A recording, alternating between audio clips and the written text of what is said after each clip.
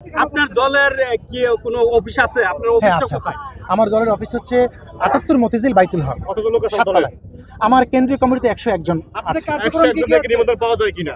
জি হ্যাঁ, পাওয়া যায়। নিবন্ধন তো 101 না, আপনি উনি না খেয়ে ওনার নিবন্ধনের জন্য উনি না খাইতে খাইতে উনি মারা যাবে, ওনাকে নিবন্ধন দিতে হবে, না হলে উনি না খেয়ে মারা যাবে।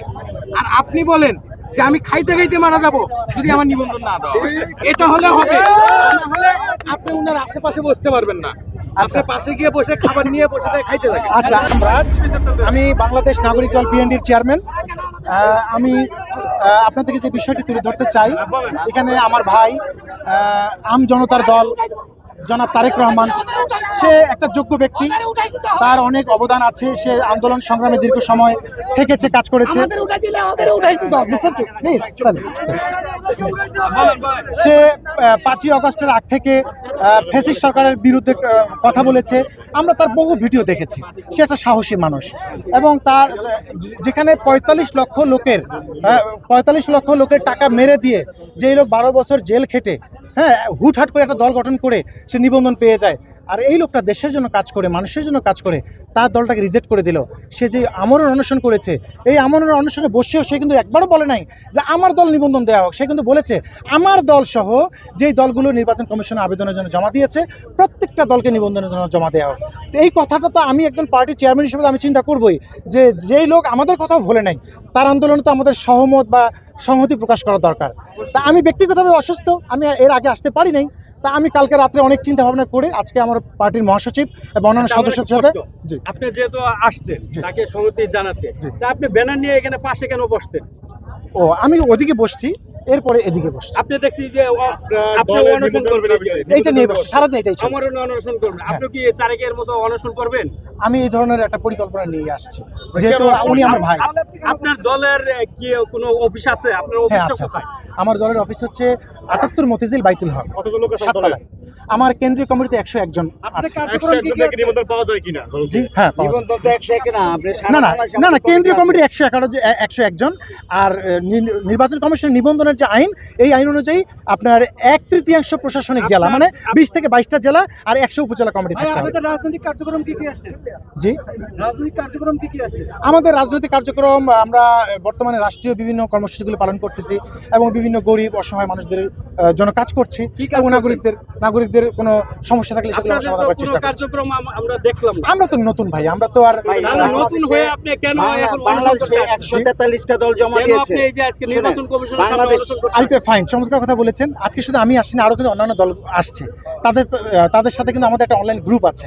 আমরা ওইভাবে কিন্তু প্রত্যেকে মেসেজ পেয়ে গেছি। আপনারা কি তাহলে না, ওরা পাঠাবে কেন? আমাদের দল থেকে আমরা সিদ্ধান্ত নিয়েছি যে আমরা আমার অনশন করবো। আচ্ছা, আরেকটা কথা বলি। ভাই, তাহলে কি আপনারা একত্রিত হয়ে এসেছেন? আমজনতা পার্টি তারেক রহমান বসতে দেখে আপনারা এসেছেন? না, না, ওনার সমর্থনে ওনাকে আসছি সমর্থন আমরা। ওনাকে সমর্থন জানাবো। সংহতি জানিয়ে আপনারা চলে যাবেন। আপনারা কেন এখন অনশনে বসছেন? আমরা একটা রাজনৈতিক দল। আমরা আচ্ছা, আরেকটা কথা বলি, দাবি মানে অন্যান্য প্রকাশ করি। দলগুলো তো অবস্থান কর্মসূচি নিয়েছে, আমি শুধু আমার অনশন কর্মসূচি নিয়েছি। আচ্ছা, আরেকটা কথা বলি ভাইয়া, আপনারা হচ্ছেন আমার প্রাণ ভালোবাসার মানুষ।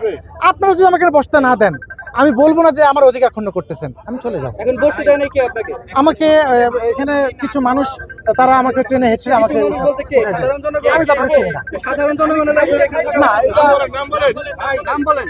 আপনি উনি একটা কাজ করতে, আমার কথাটা শুনেন। উনি না খেয়ে ওনার নিবন্ধনের জন্য উনি না খাইতে খাইতে উনি মারা যাবে, ওনাকে নিবন্ধন দিতে হবে, না হলে উনি না খেয়ে মারা যাবে। আর আপনি বলেন যে আমি খাইতে খাইতে মারা যাব যদি আমার নিবন্ধন না দেওয়া হয়। এটা হলে হবে, না হলে আপনি ওনার আশেপাশে বসতে পারবেন না। আপনি পাশে গিয়ে বসে খাবার নিয়ে বসে তাই খাইতে থাকেন। আচ্ছা, আপনারা যে পরামর্শ দেবেন, ওই পরামর্শ অনুযায়ী কাজ করবেন। আপনার যে দলে নিবন্ধনের জন্য আসছেন, আপনার তো কোনো কার্যক্রম আমাদের চোখে আজ পর্যন্ত পড়েনি। আপনি বাংলাদেশে 200-র বেশি আপনার রাজনৈতিক অবদানটা কি? ভাইয়া, বাংলাদেশে 200-র বেশি রাজনৈতিক দল আছে। এখন সবারগুলি যে চোখে পড়বে এমন তো কথা না, আর আমরা ভাইরালের জন্য কিছু করি না। সবারই চোখে পড়তে হবে।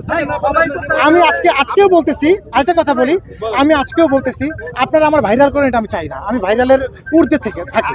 অনেকে বলতেছে আপনি এখানে ভাইরাল হতে আসছেন। আপনি ইউটিউবে সার্চ করেন, আমি একজন টিচার, শিক্ষকতা করি। আপনি ইউটিউবে সার্চ করেন আমার নাম লেখা, আপনি একজন আমার সাবজেক্ট রাষ্ট্রবিজ্ঞান, আমি রাষ্ট্রবিজ্ঞানে লেখাপড়া করেছি। রাষ্ট্রবিজ্ঞানের কাজই তো হচ্ছে, পাশে রেখে কি আপনি রাজনীতি করতে চান? হ্যাঁ অবশ্যই। ওকে ওকে জানেন যে রাজনীতি করতে গেলে আপনাদের ত্যাগ স্বীকার করতে হয়? হ্যাঁ, অবশ্যই করতে হবে। সেখানে কি আপনি কোনো ত্যাগ স্বীকার করেছেন? ত্যাগ স্বীকার আরো করতে হবে। আমি করি নাই, করবো। আমি তো মাত্র সবে মাত্র রাজনৈতিক অঙ্গনের নবীন। আপনি কি চান না রাজনৈতিক অঙ্গনে নতুন আসুক কেউ? ওই যে উপরওয়ালা একজন আছে। আচ্ছা ভাই, আপনারা আজকে কতজন আসছেন এখানে অনশন করতে? আজকে আমি একাই বসছি, কিন্তু আমার লোক আশপাশে আছে, আমি তাদের কাউকে বসতে